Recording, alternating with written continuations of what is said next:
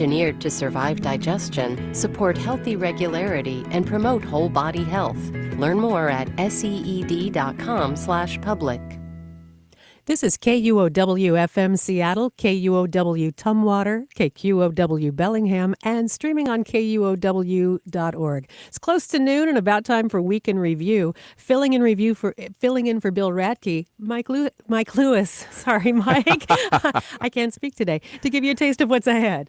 So what's next? On the chopping block for the Trump administration, and how will that impact us locally? Will it result in us losing a very small national park? Also, what do we need to know about the first challenger to Seattle City Council President Sarah Nelson in her bid for re-election? And Skype.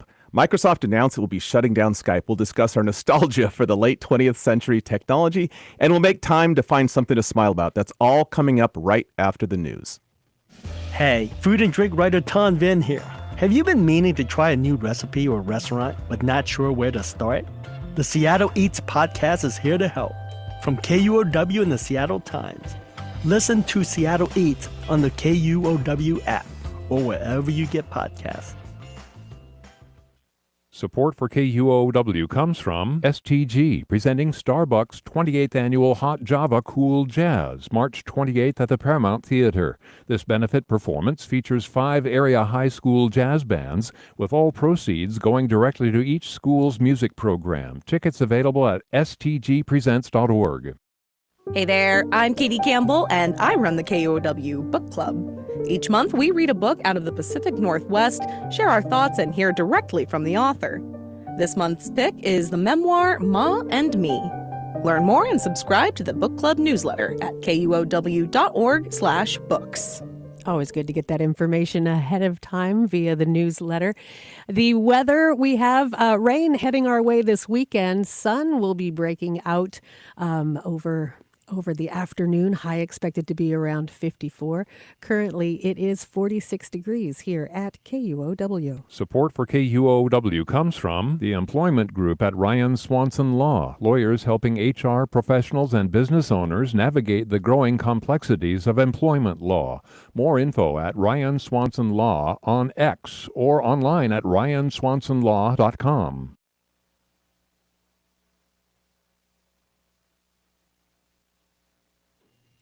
It's 12:01. First. Live from NPR News in Washington, I'm Lakshmi Singh. Hours after he threatened Russia with sanctions and tariffs until it reaches a ceasefire with Ukraine, President Trump says he believes Russian President Vladimir Putin wants to end the war. I believe him. I think we're doing very well with Russia. But right now they're bombing the hell out of Ukraine. I'm finding it more difficult, frankly, to deal with Ukraine. Ukrainian President Volodymyr Zelensky wants security guarantees. He says Putin has reneged on peace commitments before and will do it again. During a Q&A with reporters in the Oval Office today, President Trump defended his on-again, off-again approach to tariffs. There'll always be changes and adjustments, he says. Trump's threatened to impose reciprocal tariffs targeting Canada's dairy and lumber sectors, maybe as early as today, after he announced a one-month reprieve from tariffs on certain imports. On the monthly jobs report, Trump claimed the numbers were better than the media had projected. They actually came in below analysts' expectations, but the job gains in February were still strong. NPR's Scott Horsley has more. U.S. employers added 151,000 jobs in February, slightly more than the month before. Job gains were tallied in healthcare, construction, and manufacturing. Bars and restaurants cut workers during the month, and so did the federal government.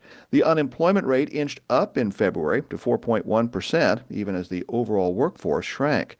Average wages last month were up 4% from a year ago, which is likely more than enough to outpace inflation. Wages have been climbing faster than prices for nearly 2 years now. That boosts workers' real buying power and helps to support consumer spending, which is the biggest driver of the U.S. economy. Scott Horsley, NPR News, Washington. Poland's Prime Minister Donald Tusk has announced plans for every adult male to receive military training in response to Europe's changing security situation. Esme Nicholson reports Poland is increasingly anxious about Russia without U.S. support for Ukraine. Speaking to lawmakers in Poland's lower house of parliament, Tusk said his government aims to introduce military training for all adult men by the end of this year to create a reserve force that can, quote, stand up to possible threats. Situated on NATO's eastern flank, Poland already spends a higher proportion of its GDP on defence than any other member of the alliance, including the United States.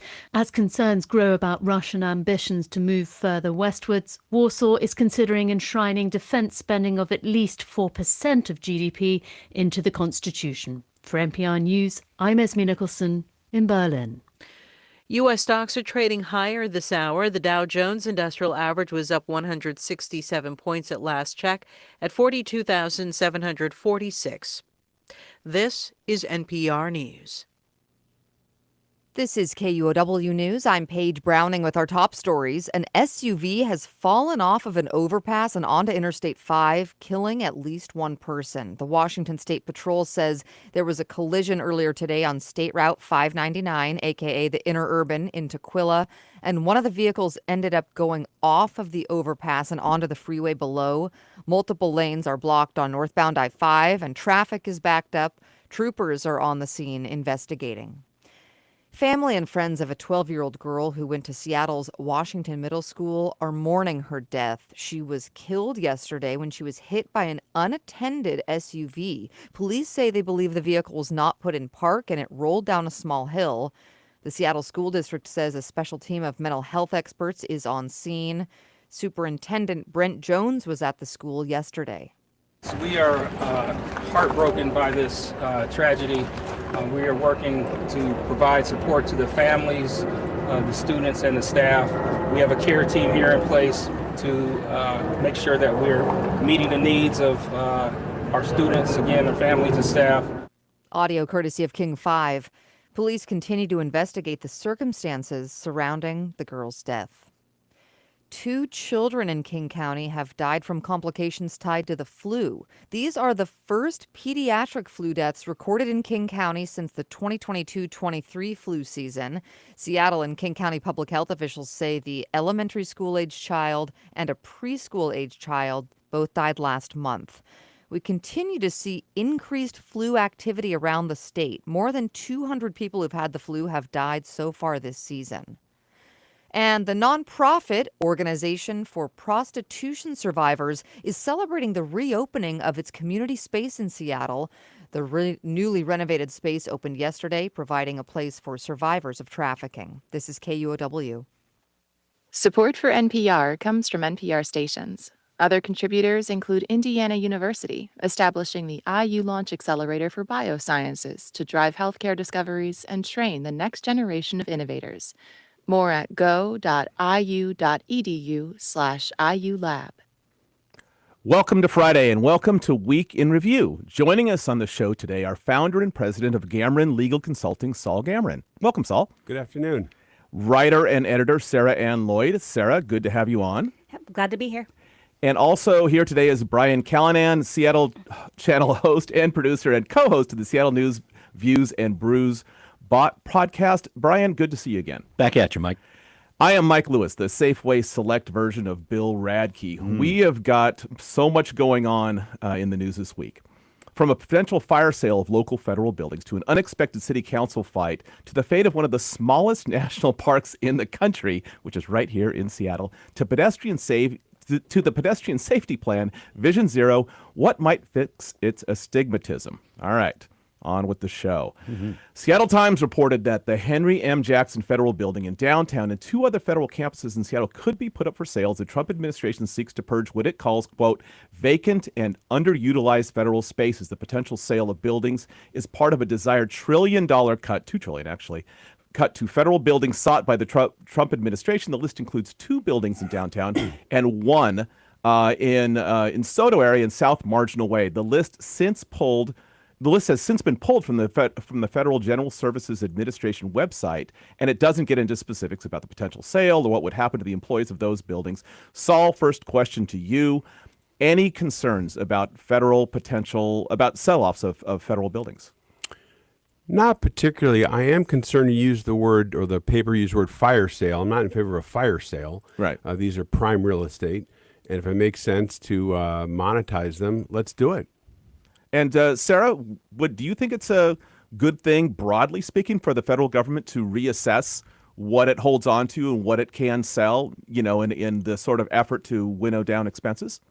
I mean, I don't think that is the question that's being presented here by the Trump administration. Everything's happening on a very, very short timeline there. But I think that what we really need to think about is, like with so many things that are kind of getting axed right now, it's hard to get that kind of asset back once you let it go. Right. Especially with property values in Seattle always going up.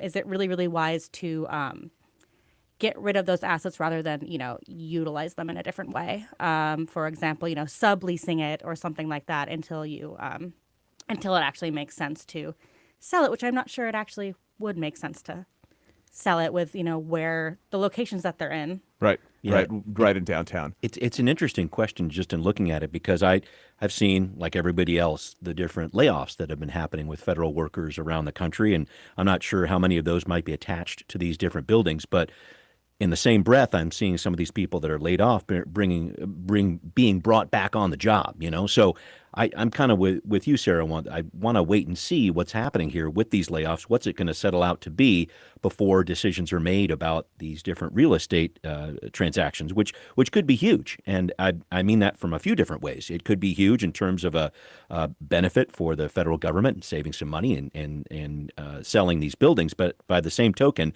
with all the back and forth swing we've seen on these different federal employees getting fired and then rehired, I guess I'd like to see a little bit more of a, and I've seen Trump say this over the last couple of days, he wants to work with a scalpel instead of a hatchet. I would love to see that, because it really seems like a lot of hatchet jobs happening right now.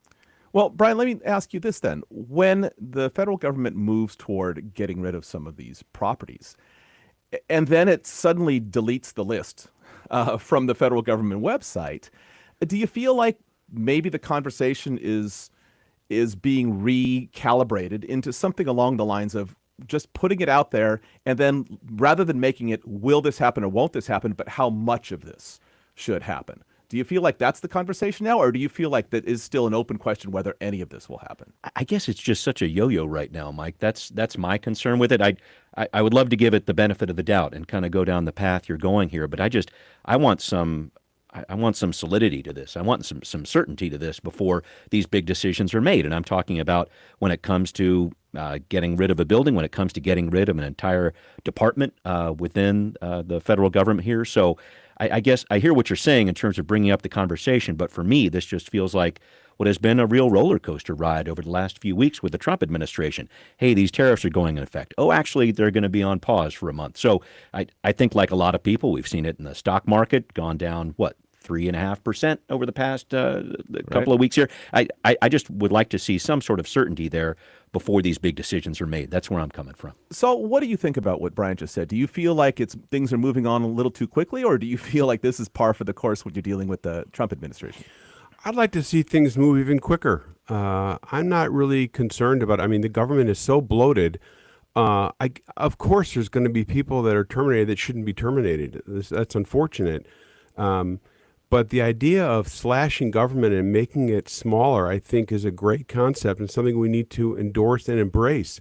With regard to the federal building, if there's a couple floors that are full with government workers, they can still be there. They'll just be renters and not owners. So I'm all in favor of taking a whack to the federal government and seeing if we can make some progress. So as far as you're concerned, this isn't moving too quickly or too chaotically?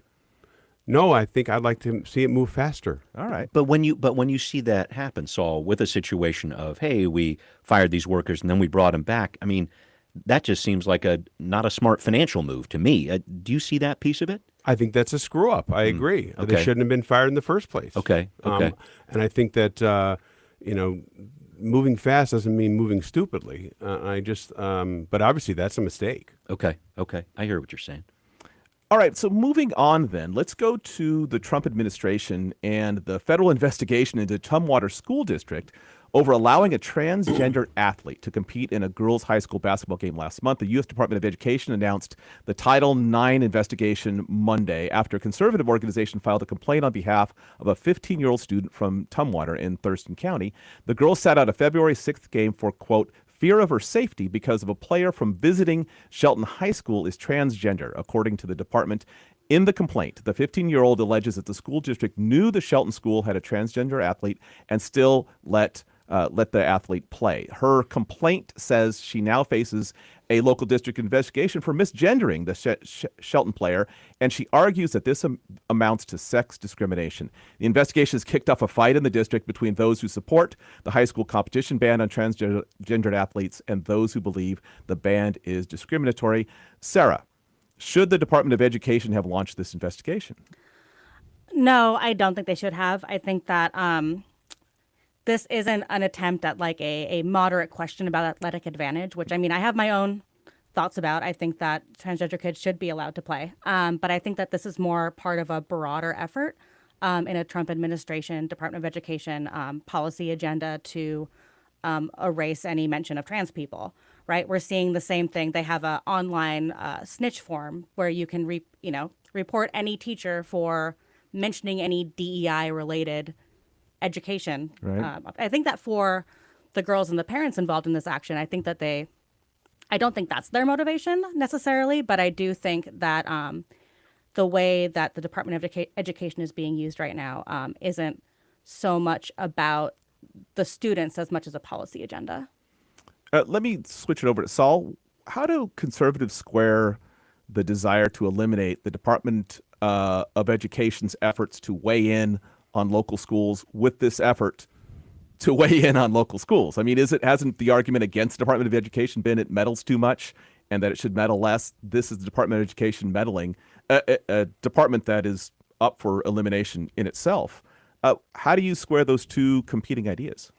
Well, first, let me respond to Sarah's comments. I totally think the Department of Education should be doing this investigation.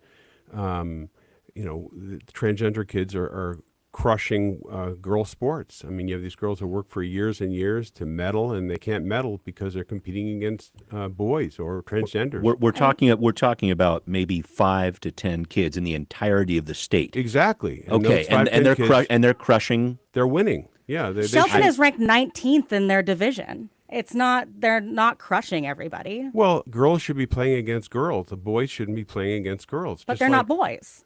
Okay, well, we'll have to agree to disagree about that. If someone is a boy and decides that they're misgendered, I don't think they should be playing girl sports. But let's assume we agree to disagree about that.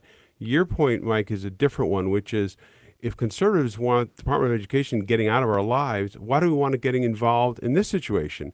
And I look at it as if we didn't let African-American boys play in sports, if that were the issue, we'd certainly want the Department of Education involved. And so what I think is it's a very result-oriented issue where if people feel one way about this issue, they don't want the Department of Education getting involved, and they feel another way, they would want them getting involved. And I think it depends on the issue. And to me, this is a fairness issue, and I think that they should not allow this to happen, and that's why the investigation is happening. But Saul, look at this. You're saying African-American people are important, but transgender people are not. That's what I'm hearing from what you're saying. I'm not saying that at all. But you're saying the DOE should be involved here if there's African-American kids involved, but they should. They should also be involved if trans kids involved. But they're being involved in a way that discriminates against those kids who are trans. I don't think they're discriminating against them. How so if they're not letting them compete? Because they shouldn't be competing against girls. Right, but I don't think that the actual results have been borne out of trans kids having an unfair advantage in high school athletics, right? It's not like all first place medalists are trans. Like for the most part, girls, cis women or cis girls have continued being competitive against trans girls. Like we're not seeing a takeover of, gold medals from non-cisgender girls. But we are. And also in the other swimming, for example. And the other thing is biologically, boys are stronger than girls. It's not fair. Do you think that youth should be able to take puberty blockers? I don't know. But if they could take puberty blockers, which are generally regarded as safe by a lot of, endocrinologists, they could not have, they could not go through puberty that results in extra testosterone. And your point is? My point is that there are ways that we can affirm transgender youth that would also eliminate some of the concerns that conservatives have about transgender youth in sports, right? Like that would help because there would be less testosterone. I mean, yeah, that's. Let me ask Brian a question. Okay. To wrap this one up, Brian, why do you think this investigation was launched to begin with? I hesitate on that one. I think that there is something to what Sarah's saying with regard to different ways the DOE is trying to insert itself into the conversation and really target people who are trans. I think that's definitely happening here. And I think it was something that it'll be borne out in the courts, I suppose, at this point. But I've really looked at what the state superintendent of schools has said about this, Chris Rakedahl, and he's sticking with his guns. Our state has passed rules that say that people can't be discriminated against, and that includes people who are trans. And so I think he's looking at it as a local issue. I would like for him to continue that. And if this conversation continues, I would like for it to be resolved in a way that people can see it in the courts. And I see this as the DOE being used as a weapon in a lot of ways. And that concerns me. Speaking of the state, let's move it on to, because we've got another issue facing the state and the tension with the federal government regarding Medicaid. Seattle Axios reported that cuts to Medicaid could worsen Washington State's multi-billion-dollar budget shortfall and threaten health benefits for nearly 2 million residents of the state. A budget resolution in the Republican-controlled U.S. House passed last week looks to cut $2 trillion from the federal budget over 10 years, with Medicaid responsible for about $880 billion of those cuts. The program serves nearly 73 million Americans who could face coverage and benefit losses. 20% of Washington state residents rely on Medicaid for health coverage. Brian, let's go back to you. Okay. The state is facing a significant budget deficit of its own, about $10 billion. If there is a Medicaid shortfall, should the state recalibrate its budget and reprioritize its budget and cover the lost federal money? I think there's some planning that's going on with regard to that right now, Mike. I think a lot of legislators are looking at that. They heard from Governor Ferguson last week, who's talking about $7 billion in cuts by himself. So I think there's an awareness of this, and I think there's an awareness among legislators in Washington of all parties here that the situation right now is one that is going to require some budget cuts. Are there going to be some opportunities to bring in some more revenue? Possibly. I know the governor has been pushing back on that, but there will be a time when we understand over the next couple of weeks here, and there's a state revenue forecast actually coming out on March 20th, where we'll learn a lot more about this. And I am hoping at that point we can get some more clarity with this. And is it going to be Medicaid cuts? I'm not quite certain on that. Again, I'm not quite sure where the cuts are going to be at the federal level, but I think this is already part of the conversation that's happening at the state right now. They're trying to figure out different ways to respond to the different actions of the Trump administration. Where are they going to litigate? Where are they going to just react to it and try to cut back on dollars, et cetera? So I think this is a wide array of things going on right now. And I guess I'm waiting a little bit until what happens on the 20th of March, but we are talking about some major cuts here and adding some more to that potentially for our state. I mean, we're talking about somewhere in between $12 and $15 billion over the next couple years. That's what the legislature and the governor have said about this. Out of a over the next 4 years, out of a $70 billion biennial budget, those are some significant numbers. So definitely something to watch out for over the next couple weeks. Sarah, let me ask you one quick question. Who is likely to be affected by potential Medicaid cuts here in Washington state? I mean, we don't have necessarily a firm answer on that yet, but one thing that I inferred from Patty Murray's statement on this was that she referred to pregnant people and children. And to me, that refers to there's special Apple Health programs for perinatal health and for children. There's CHIP coverage, which, is also something that's been theorized that could also be on the chopping block. And that covers a lot like kids that, their parents aren't necessarily eligible for Medicaid, but the kids are, right? And when you get pregnant in Washington state, there's a much, much higher income threshold to be able to get on Medicaid. I benefit from it personally when I had a kid in the NICU for 75 days, right? That really, really, really saved my butt, right? And it saved a lot of butts, right? And it really And your kid too. and might really, really saved my kid's butt. And that really helps, ensure really good maternal health outcomes for, I mean, I'm not super low income, but yeah, for like low income people in our state, right? Because a lot of those Apple Health thresholds, like if you're above it, you still are pretty broke in Seattle, right? Right. Yeah, and it's a very like kind of high touch medical time too. So yeah. Saul, you're chomping at the bit here. Well, I agree with both Brian and Sarah, but I'd go a step further. And I would say, look, who is Medicaid for? It's for the most vulnerable people in our society. It needs to be a top priority. And if Medicaid is cut, then we need to cut other programs to fund Medicaid because these people are on the edge and we need to support them. So I think what you're saying then is you would leave Medicaid alone and then cut elsewhere to be able to adequately fund it. I would.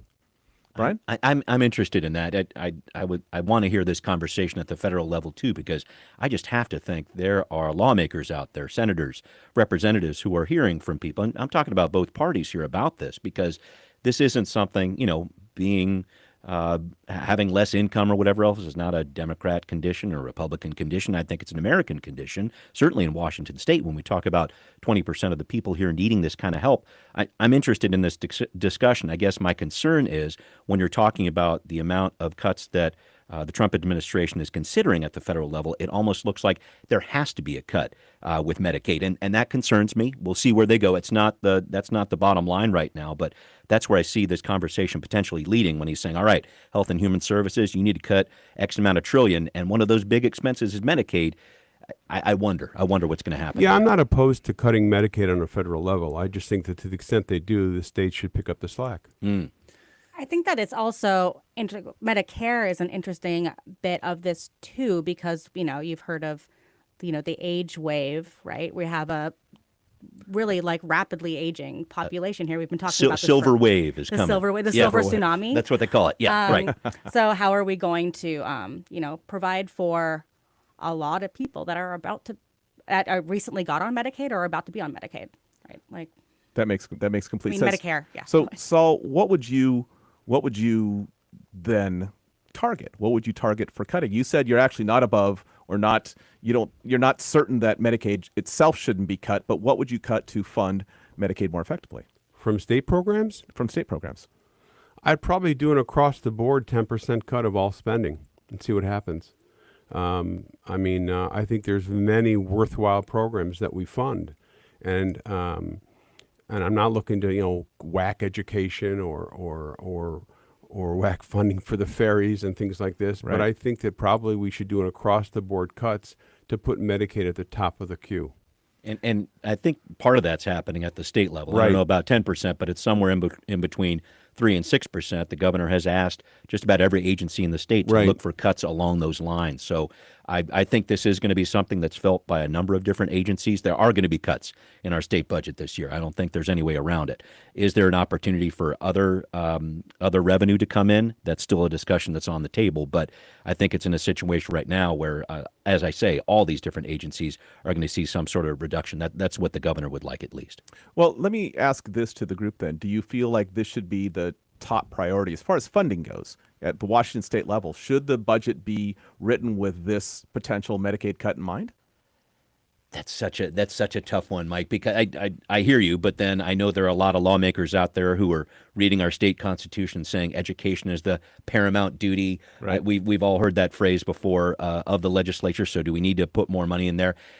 I think Medicaid's certainly going to be top of the list, and caring for people who are less well off, certainly that's going to be at the top of the list. Who are the people that are most vulnerable? Let's make sure we're putting them at the front of the line, and our kids too. I mean, when we talk about our schools. So I feel like that's going to be the real focus for the legislature here. I've seen a few of these bills coming through that are really trying to support that right now, but yeah, I'm not sure. I guess it's definitely going to be a top of the list, I would have to think, in Olympia. Sarah, in terms of what the state funds, where would you prioritize Medicaid?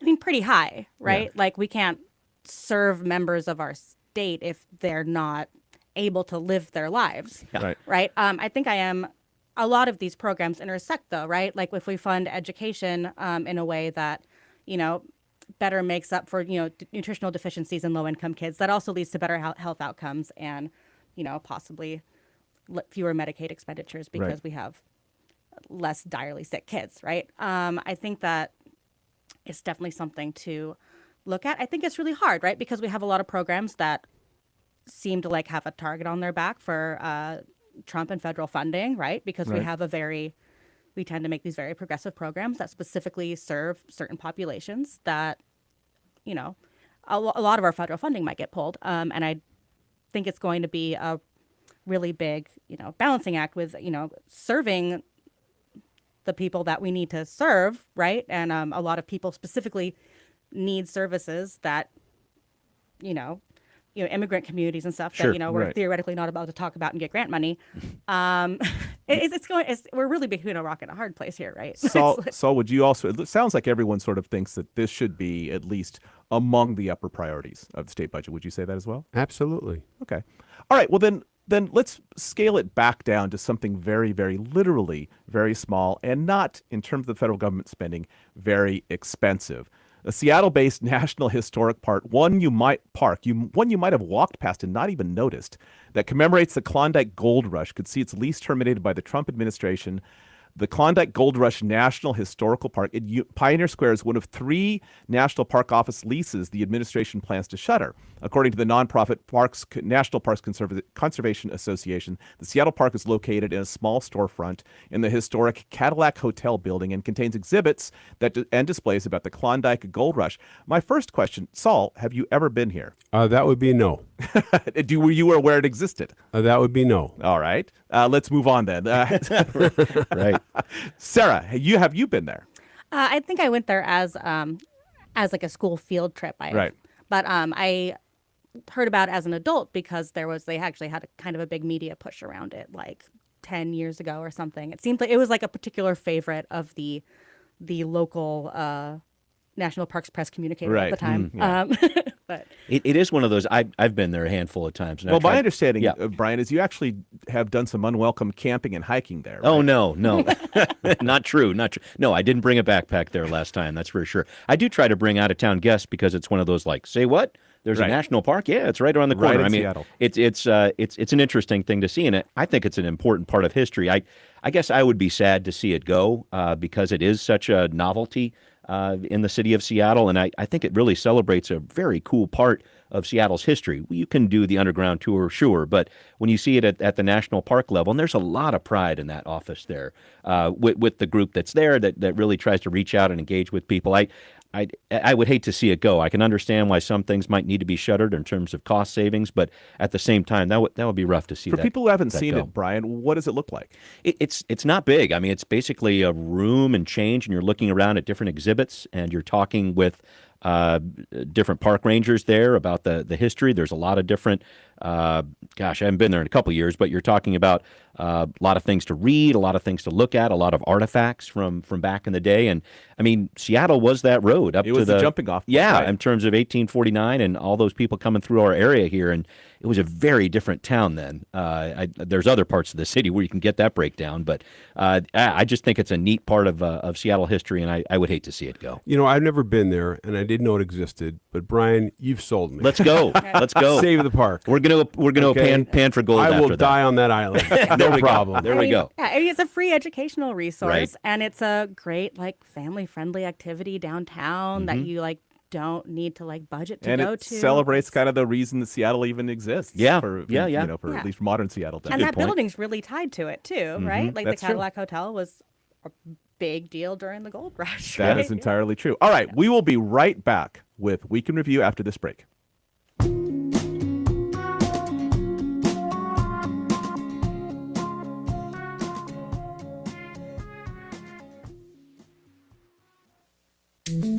Today on The Daily. For the last few years, one of the country's most celebrated filmmakers has tried to unlock the mysteries of one of the country's most celebrated musicians. The result is a cinematic masterpiece. So how is it possible that nobody will ever see it? I'm Mike Malboro. That's Today on The Daily from the New York Times. Today at 2 o'clock on 94.9 KUOW.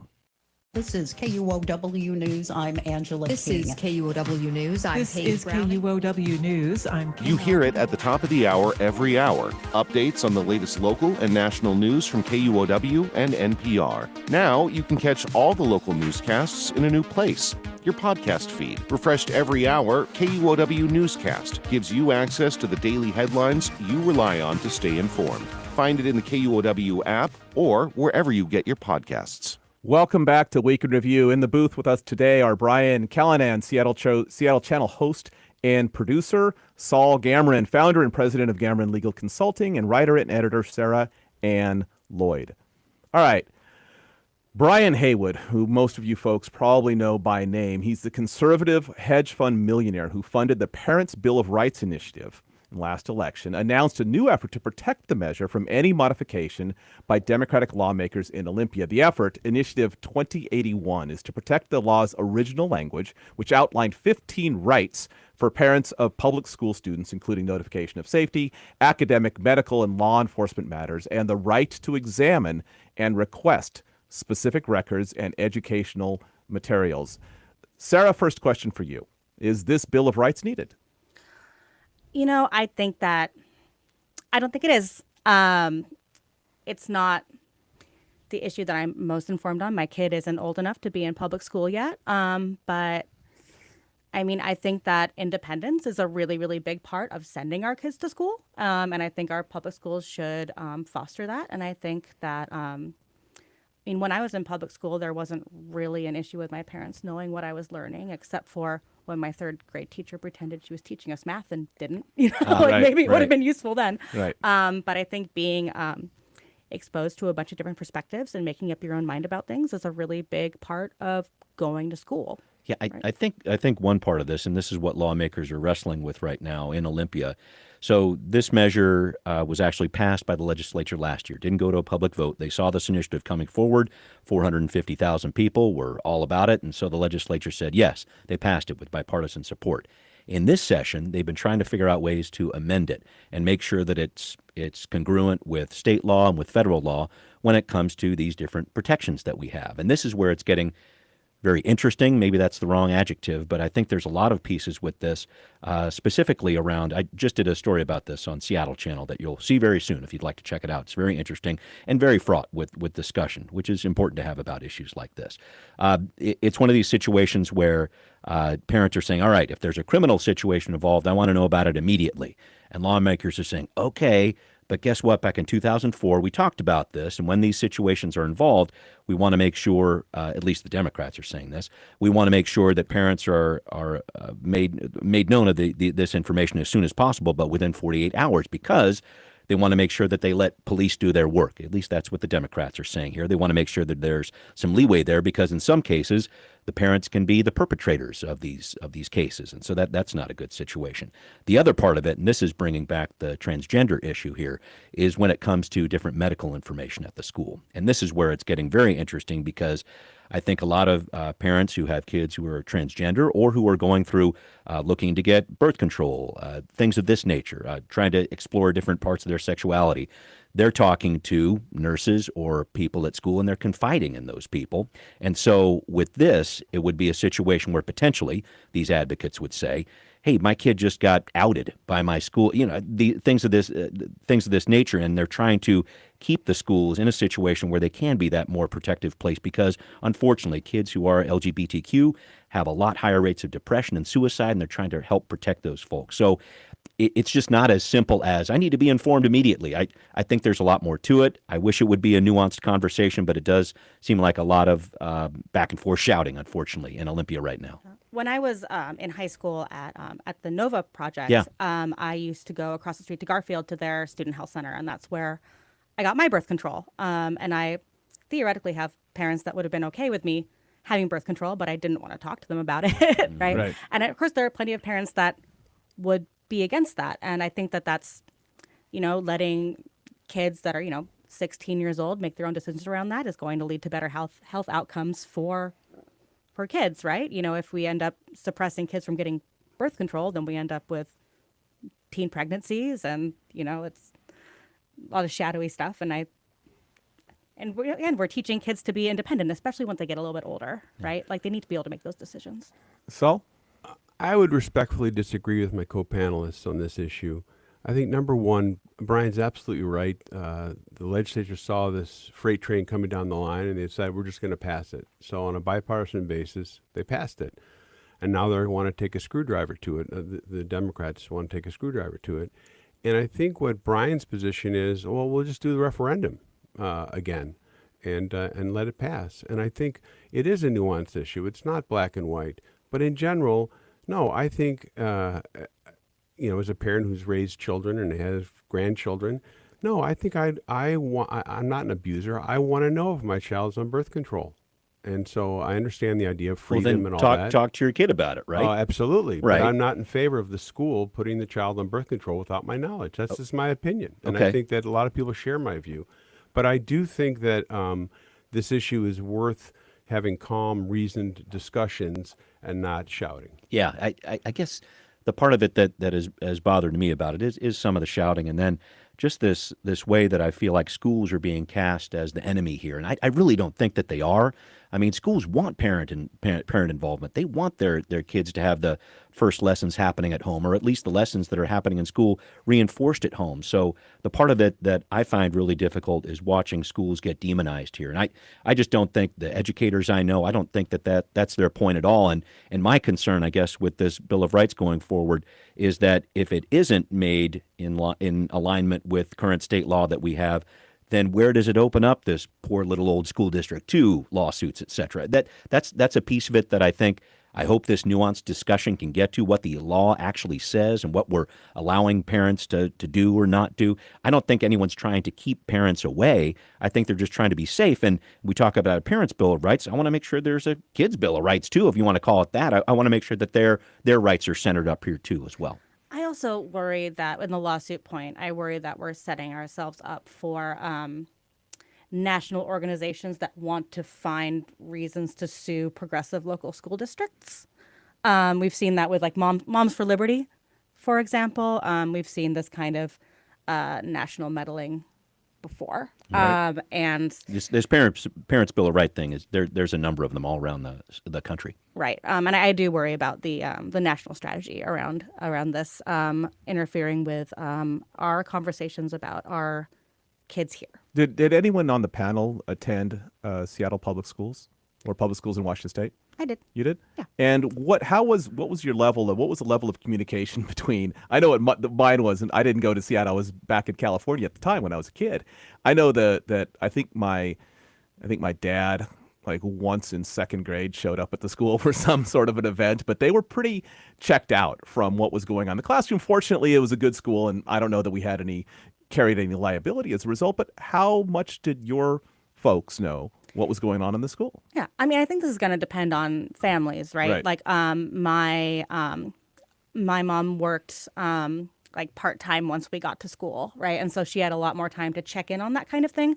But they were pretty clued in on what we were doing. I remember when we had Flash, Family Life and Sexual Health, when I was in fifth grade. Like, there even was like an after-school thing that my mom came with me to. Right. And there were lots of opportunities for input.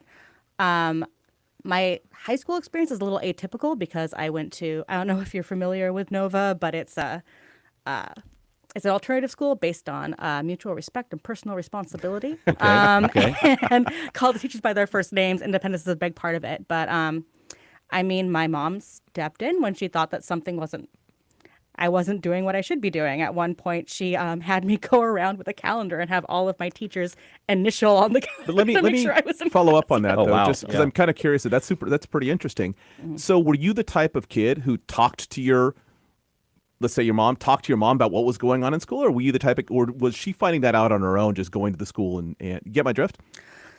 It depended on the day, issue. on the issue. Of course, I didn't tell my mom when I didn't go to class, but I would tell my mom, what I was studying academically, and that kind of thing. My mom is pretty progressive in general, though, and pretty open-minded. So I think that she was cool with, most of what I was learning. So how much when you were in school, how much did your folks Were they engaged at all? Did they know anything about what was going on in school? Or is that one of those things that you see from your own childhood as potentially a problem, that they didn't know enough? Well, I think Sarah's right. Every family is different. Right. My parents were very involved. My parents are both teachers, and so they were very involved, and so they wanted to know what was going on, and they did. Yeah, my parents were super involved in, I guess, my elementary years. Definitely were PTA and all that other kind of stuff. I grew up in California as well. At junior high, when we still called it junior high, not as much involved there. And then by high school, I think that they were definitely supportive of me and definitely communicative with me. But at that point, it was I think they were less involved. They felt like I kind of knew what I was doing. So I don't know. I don't know if present results speak to that, but yeah. I will say another full disclosure thing is sometimes when my mom was working part-time, it was at the school levy. Right. But, yeah, right. But yeah, no, it's, and again, I graduated high school in 2005, so. Much more recently than but I know some of us been, here on the panel. Agreed. But there have been a lot of cultural shifts in parenting. Absolutely. I mean, I don't remember there being a pickup line when I was in school, right? And now that's like a normal cultural thing. Let me right? seize on cultural shifts to just slightly reorient the topic to Seattle City Council. We have got a potential challenger, not even potential, stated challenger, Dion Foster, a former policy advisor for the city of Seattle, who's the current director of the nonprofit Progress Alliance in Washington, who's challenging City Council President Sarah Nelson in the upcoming election for the 2 council seat. Nelson is a former owner of Fremont Brewery and was elected while the city was sort of shifting away from progressive politics and toward more business and law enforcement friendly measure. The Seattle Times, the race, the Seattle Times' David Croman wrote, is seen as a test of voter satisfaction with City Hall's more moderate posture. Saul, let's start with you. How do you see this potential election playing out, and do you think Seattle is recalibrating back to its more progressive past? I think it is a test. I think it is not recalibrating. I think Sarah Nelson's going to win handily. All right. Brian. I guess it's a challenge for me to use terms like who's progressive and who's moderate. And full disclosure, I've used those in my reporting. But I am hoping that this election with Nelson and with the other candidates too, although there's not a lot of action for the city council just yet. The filing deadline is May 9th, so we'll see what happens there. But there's no challenger for the citywide position 8 seat for Alexis Mercedes Rink, for example. But in this race, if you want to take this one for position 9, the citywide seat with Council President Nelson, I would urge people to really look closer at the way the council is right now, because I don't think it is fully down the road of moderate. I think there are some progressive voices that are happening there where you wouldn't think that's necessarily in their lane. I'm thinking back a couple weeks ago when the council was wrestling with its crowd management policies for the Seattle Police Department. And Kathy Moore, former judge, you're thinking law and order. Well, guess what? She had some real issues with that, the blast balls, et cetera, that were talked about with the Seattle Police Department. She voted against that legislation. I'm thinking about what's happening with Sarah Nelson right now. She's working on a policy which is going to be very interesting in a couple weeks when they have this vote for the council down in Soto, talking about affordable housing, really pushing for that, pushing against potentially some longtime allies of the city council when it comes to the Port of Seattle. So I really would urge people to look a lot closer at these candidates. I haven't talked to Ms. Foster just yet with regard to her background, but I do know in reading some of the different pieces about her, she's really kind of buckling back against this whole idea of what a progressive label means too. And really, she wants to focus on getting things done. I'm not saying this as an endorsement. I don't speak for the city or the council or anything like that, but I'm interested in hearing these discussions and trying to get beyond that label if we can, because I think that's a really important way to look at this. I think that gets to what I find interesting about this announcement is one thing that we have kind of lost in this council is institutional knowledge. We have a lot of people that didn't necessarily have policy experience before they got here. There's been a big turnaround in central staff. And we have someone running who was a professional policymaker, right? And I think that's what's interesting about the challenge to me and how much voters will in Dion Foster, right? Right. Yeah. And I think that we'll see how much voters care about that. But I do think that there has been, I think that Sarah Nelson is less popular than she was when she got elected. Personally, I mean, that might just be like my bubble. Well, but, you may be right. And I think that not every one of those council seats would be a test But I think the Sarah Nelson contest is a test because she is perceived as more moderate than Right. some of the others. She's the president of the council, She's too. the president of the Yeah. council, and she's perceived... Owned a fairly sizable business here in Seattle. Yes, and she's a businesswoman, and so she's perceived as not part of the progressive wing. Where some of the others, as Brian correctly says, it's kind of, are they progressive? Are they liberal? Are they, But with Sarah, she's perceived as, just not part of the progressive wing. I will say, though, just on top of that, there's this new committee that the council has set up to respond to federal policy.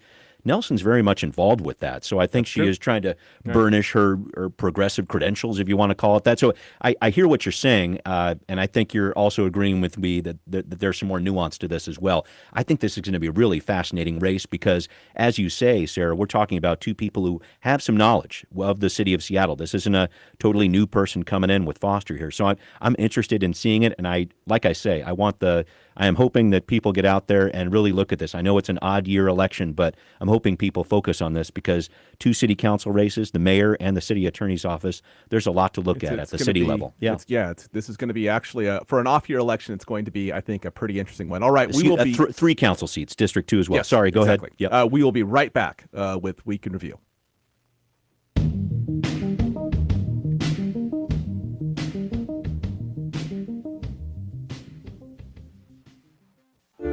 It's been 60 years since law enforcement attacked voting rights marchers on a bridge in Selma, Alabama. I'm Ari Shapiro. What modern-day civil rights activists are doing in Selma now on the next All Things Considered from NPR News. Coming up this afternoon at 3 on KUOW. Support for KUOW comes from ECO Design and Maintenance, family-owned and specializing in start-to-finish exterior design using materials and methods that help to reduce environmental impact. From landscapes to hardscaping, outdoor spaces designed to be functional and long-lasting. More at eco-seattle.com. And from Third Place Books, journalist Malcolm Harris discusses his new book, What's Left? 3 Paths Through the Planetary Crisis, Sunday, April 27th at 7 p.m. More information at thirdplacebooks.com. Welcome back to Week in Review.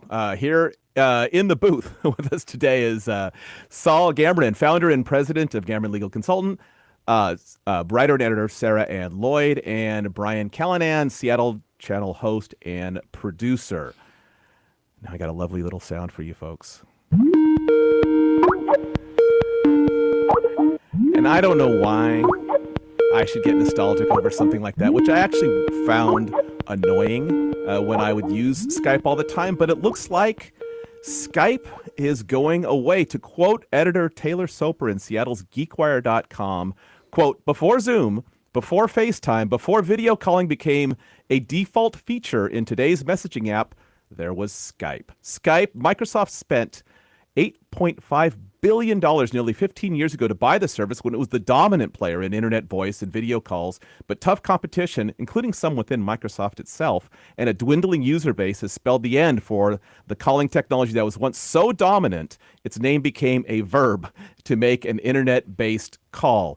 Microsoft confirmed that it is retiring Skype in May and consolidating its consumer communication services into Microsoft Teams. And my understanding is that you are still a Skype user, and full disclosure, I am still a Skype user. It is going to migrate apparently all of your contacts and data and whatnot into Teams, which I am still not happy about. Brian, in the pre-show discussion, you have no love for Skype whatsoever. No, and the whole thing with Teams, I'm not a huge fan either. So Microsoft, I know I have some friends out there who work for Microsoft. The product just has never been as easy for me as some of the other interfaces out there. So rest in peace, Skype. You had your run, and I'm kind of glad it's gone. I'm looking for some better tools there, and Teams isn't necessarily working for me as well, but I know there are a lot of different opinions on this. I do not like Teams. I will say that I've had to use, when you are not part of a business organization and you are coming from the outside, meeting with someone within a business organization, Teams is very annoying. But yeah, I use Skype. My best friend since kindergarten has lived in New York for more than a decade now, and we used to Skype all the time, using it as a verb. Right. But yeah, I mean, it's been around for 22 years Right. now. So Yeah, had a and good run. It is wild how it was not leveraged during the pandemic, it's right? surprising there was a missed to opportunity me, but I there. think they'd already started like Zoom and Teams so quickly raced to the front, and Zoom more even than Teams. It declared what everyone else had to do as far as that technology. Saul, were you a Skype user? Initially, yes, but I think what really killed Skype was WhatsApp, is what ended Skype. And I think that's a good point. I'm a Zoom user. I use it for my business all the time, and it's great. And I just think that Skype, let's face it, was never very good. It really wasn't very good, but it was great. You could communicate this way, but it was never clear. It was always noise, and but it's just. I gotta say, I think maybe people in radio have a little more affection. We used it aggressively for a lot of recording when you do an interview at a distance. Okay. And I like the fact that you could call anyone on the planet. For me, as a person old enough that remembering how expensive it was, how few international calls you could make, and then suddenly it became this thing where you could do it all of the time. So I am personally going to miss Skype, or maybe what I'm really going to miss is just the idea of Skype. All right, let's get into some quick headlines before we get out of here for the day. After nearly a 3-month hiatus, a set of 4 bus stops near the intersection of 12th Avenue and South Jackson Street in Little Saigon reopened. King County Metro had closed the stops in December in response to long-standing public safety issues. Sarah, you had a strong take on why you're happy that these bus stops are open. Yeah, I'm always happy to see people have ready access to public transportation, and always happy to see people not get stabbed. Yeah, I think that's a fair point. Right. Saul, you would agree with the stabbing or no? No, I oppose stabbings. You oppose stabbing. Right. Categorically. Categorically oppose stabbings. Right. Brian, what do you think about the reopening? Is this a sign that things are on the mend? I sure hope so. Saigon? I really hope so. I think it's a focus now on seeing if Seattle police can continue to work in that area to keep these places safer. I know they've had emphasis patrols in a lot of places. So can they keep that up here? Do they have to bring it to other areas? That's going to be what I'm watching over the next couple weeks. All right. How about Seattle's Vision Zero? The odd thing about Seattle's Vision Zero, which is the efforts to redesign policy and literally redesign streets and intersections to make pedestrian transit much safer, to some degree bicycle transit as well. The odd effect, the unintended effect, is that pedestrian deaths have gone up since Vision Zero. It's prompting a few people to criticize it to some degree, but Seattle is going to respond in a very Seattle way and perhaps add a small tax to help Vision Zero meet its goals. Saul, what do you think about this? I don't think much of it. When I'm in a left-hand turn lane and there's a green because the bikes can go, it's confusing. And I haven't killed anyone yet, but people are getting hurt, and I don't love that dynamic. I guess I want to make sure that I don't think that Vision Zero is necessarily affecting right. That's it's not leading the cause. to these It's deaths. The problem is that it's not affecting. No, it's Right. not having the impact that it should. I hear what you're saying, Saul. I think that this can be confusing for a lot of different people, but I'm just hoping I guess the issue that I've seen is when we've allowed streets to have these designs in the past, we've had these pedestrian deaths here. Let's try to cut them back. How do we do that other than trying to reduce the size of the lanes, et cetera? So I think that's the struggle right now. The new tax is certainly something people should keep an eye on. We have a transportation levy in place that just this week, the Seattle City Council said, yes, let's go forward with this and try to make these investments. I'm hoping that the investments can be really focused on some of these things, like making things safer for pedestrians, because, you want to make sure your streets are safe for people to walk on. As a person who is both on a motorcycle regularly and on a bicycle even more frequently, I do have one question though for the group regarding Vision Zero or safety measures that are similar to that. Should there be anything written in that's a component that is actually requiring any level of pedestrian responsibility? In other words, how many times have you had somebody walk into an intersection in front of you, headphones on? Now, I understand if you're a pedestrian, you lose 100% of the arguments with a car. I get it. But should there be any component of this that is a pedestrian responsibility component? Ooh, man. I think that you should always drive like someone's going to step in front of you, unless you're on I-5. And you should walk like that too. You got to be careful out there. But I think that just treads onto the pedestrians have the right of way, law. I wonder if that common sense says they should have some responsibility as well. Yeah, right. Yeah. Okay. All right. Let's move it on to my favorite segment. Something that made you smile this week. I'm going to go first with Brian. I'm really excited about this new movie that came out. New York just had a screening of this, Rebel with a Clause, talking about this woman who set up this grammar table in all 50 states to try to gently correct people on their grammar. I am all about peace, love, and grammar, and you better believe there's a comma after love in that sentence. I didn't know anything about that. That's great. Oh, it's awesome. Yeah, I'm a big fan of that. Ellen Jovan, haven't met her yet, would love to. I'm a huge fan of people that do that kind of stuff. It's awesome. All right, Sarah, what made you smile this week? I struggled a little bit with this, but if you follow We Rate Dogs on all social media sites, they're on like everything. They posted one the last week that was like, we were saving this for when you really needed it. And it was like this tiny, like Pomeranian wearing like a star on its head. It was very, very cute. Saul, if you didn't pick the same one as Sarah. It was, but I have a backup. Good. Just this morning, I learned that on Sunday, the Great Seattle Wheel is going to be completely orange to honor the memory of the B-bus babies who were murdered in Gaza. So it's a wistful smile, but it made me smile. All right, and I'm going to add one of my own, Blood Moon coming up. Yeah. Always something that I look forward to. I tend to do a lot of stargazing, so that made me particularly happy. All right, folks, that was a wrap. That show moved along very quickly. I want to thank the panelists, Sarah Anne Lloyd. I appreciate you coming. Brian Callanan, Seattle Channel host and producer, thank you for showing up. Saul, as always, good to have you on. He's the president of Gamoran Legal Consulting. Producer of the show is Kevin Kniestat. Kathy Faulkner on the board today. Social media from Juan Pablo Chiquiza. Additional support from Hans Twite. I'm Mike Lewis, and thank you for joining us on Week in Review. Support for KUOW's car donation program comes from local Kia dealers. The Kia Niro Hybrid comes standard